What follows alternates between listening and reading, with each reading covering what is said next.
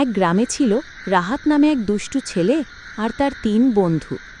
একদিন সন্ধেবেলা তারা সিদ্ধান্ত নিল পাশের পুরনো বটগাছটার নিচে ওই রহস্যময় মাথা কাটা ভূত আছে কিনা দেখে আসবে। গ্রামের সবাই বলে সেখানে রাতে অদ্ভুত আলো দেখা যায় আর কারোর পায়ের শব্দ শোনা যায়, কিন্তু মানুষ দেখা যায় না। ৪ বন্ধু টর্চ নিয়ে বটগাছের কাছে পৌঁছালো। হাওয়া তখন অদ্ভুত ঠান্ডা। হঠাৎ টর্চের আলো যেন নিজে থেকেই নিভে গেল। অন্ধকারে সবাই গা ঘিনঘিনে একটা গন্ধ পেল, যেন ভেজা মাটির সঙ্গে কিছুর নিঃশ্বাস মিশে আছে।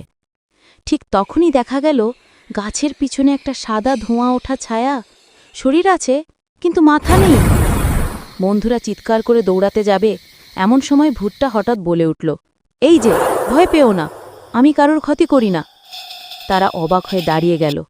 ভূত ধীরে ধীরে কাছে এসে বলল, আমি বহু বছর আগে পথ হারিয়েছিলাম, আমার মাথাটা এখনো পাইনি।